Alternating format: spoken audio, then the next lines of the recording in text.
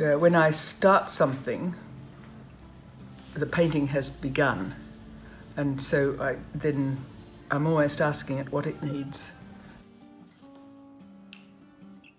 I think I like bringing chance in a lot, so I use things that bring in chance, and there are things that happen that are not of our making, and they start our thinking in a different way. It's like I was listening to this young poet on the radio this morning, and he sort of, well, it made me think of that he makes things so that his poetry can happen, and I make things so that my painting can happen. That's why, for instance, I sometimes paint outside and I always think I use the landscape. I don't paint the landscape, but I use it for my own purposes. Yes, I've always used collage a lot. It's just a way of making the imagination work. I call it tarred paper because it's got tar inside, and that was a waterproofing thing I think that builders used, but basically it's a waterproof brown paper, and it's got threads inside, and I just love it. It has this really structural quality, and so at the moment I'm using it in my painting, and it seems to start me off.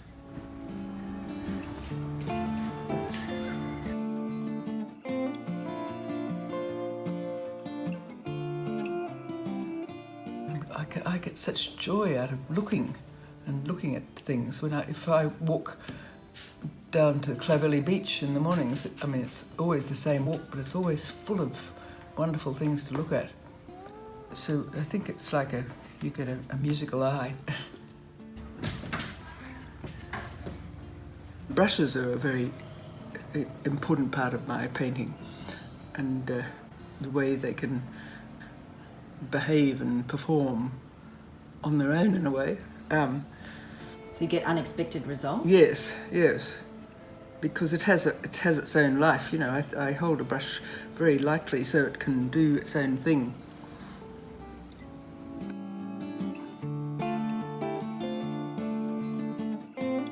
When I was a young painter and using oil paint, I used to use a heat gun and put paint on with newspaper, and so I think I've always had that kind of letting the paint behave and the brushes and the things so that I'm not totally in control. So it's a bit like it's a risky business, you know. You're on the edge of a precipice, you know, and things can go very wrong, and then you have to rescue them, and so I think that's the way I like to venture into painting.